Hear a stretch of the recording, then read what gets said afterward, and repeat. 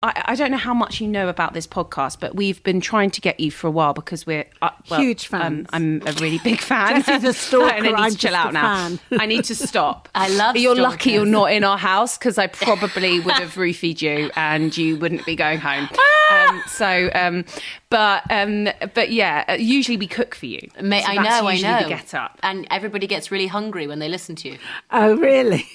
I do. Well, that's very sweet. This is kind of how it came about because my mum is such a great cook. But I wonder what it was like growing up with you. Who was around the dinner table? Who was cooking? Mm-hmm. Did you all sit together? You know, what's kind of a memorable meal from your childhood? Dinners are a massive part of my family, massive part. Even when I go back now as an adult, there is dinner time, and dinner time is everybody's sat and everybody's eating together, which is really wonderful because I don't know.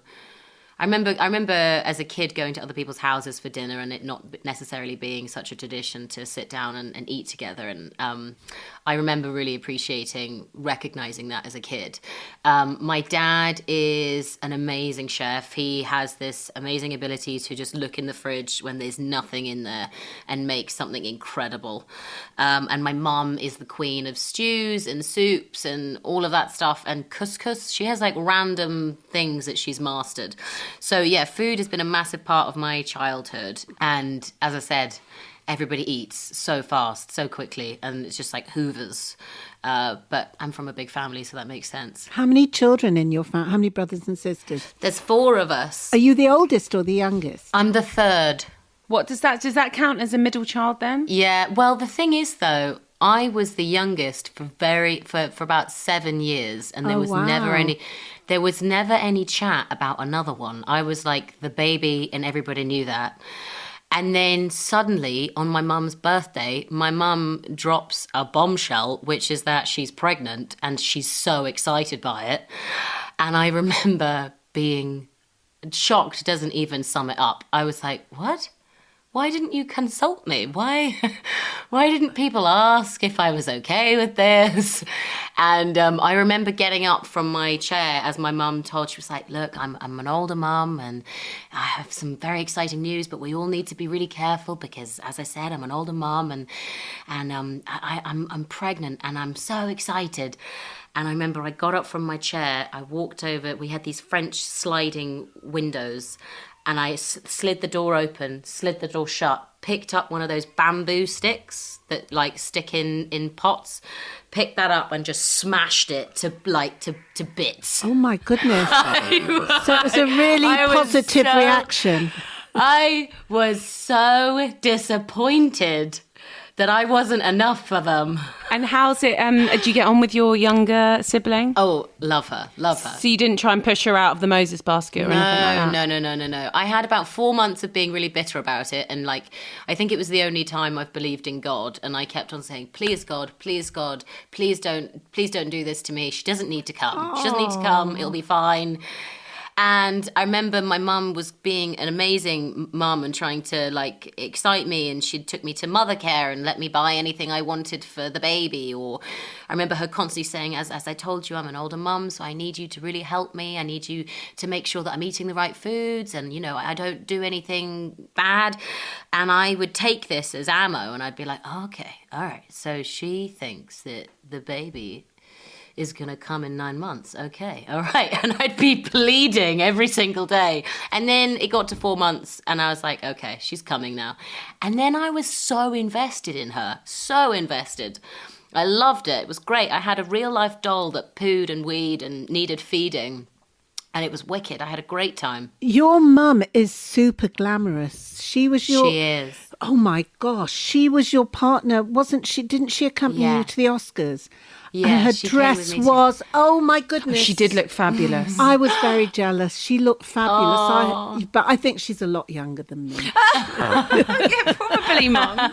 She is gorgeous. I will tell her that and she'll listen to this. You must be and so smile. Proud of her. Of course I am. I'm so proud of her. She's always been a beautiful woman. And she was very... She actually, for weeks after that, she kept on sending me articles of how she was listed as one of the best dressed mums. And I was like, you were, Mum. She looked You gorgeous. were. She did, didn't she? Who dressed her? Who was she wearing? No one. Actually, that was a gift from... My dad has very good taste and has always got her beautiful dresses over the years. And that was one that she'd never worn before. And she got it So out. your dad chose Yeah, my it? dad bought it years ago for Oh my her. God, they're very romantic. He is What very... does your dad do? My Is he, dad... he's a dress designer. He's a stylist. And a chef. No, he's and a stylist, yeah. Yeah. No, my dad is a restaurateur and he grew up in a pub and he's owned and ran restaurants ever since he could. And he's been in the business since he was born, basically. So I've grown up in restaurants as a result of that, and they've all been his own creations and his babies, and he's gone around the world to find things for them. And he's obviously getting older now and wanting a bit more peace, so he's slowly letting them go one by one. But Which restaurants were there any in London that we'd know? no, none in. They're all in Oxford, which is where we all grew up. So he's had. Two of them have been open for 25 plus years. So he's very attached to them, and it's a funny thing, him realizing that he wants to go and live in a shack on a beach, but to do that you have to let your babies go. So would you eat there a lot when you were younger and just kind of Yeah. what was the dish that you always Totally. ordered? So it was one of them it's still alive, kind of pizza and burgery and salad-y kind of dinery type style. And I just remember from a really young age always loving the fact that I could go up to the bar and flirt with the barman. And I remember being about 7 and waltzing up to the bar and doing the best improv ever and ordering a cocktail. And then when he was making it, I remember leaning over and going, it hasn't got alcohol in it, does it? Because I'm not an adult. I'm not an adult. I'm not a grown-up.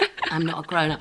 And I honestly thought that I'd done such a good job at pretending I was such a lady that that he didn't recognise that it was me, the 8-year-old, the owner's daughter, who was in there. So we had a great time in there. And all of us, worked there for years. That was our first jobs and our first waiting jobs anyway, and bar jobs. So yeah, they are an extension of our home, definitely. Florence, what's your favourite cocktail? Well, it's changing as I get older. Now my favourite cocktail is a really, really good martini. Oh, that's so sophisticated. I know. I like dirty martini. Yeah, well, I appreciate that. But I like I like a martini with a twist. That is my new favorite, and my Clean. Yes, very clean. And I now know how to make it and perfect it. So that is a wonderful thing to learn. What is a quarantini?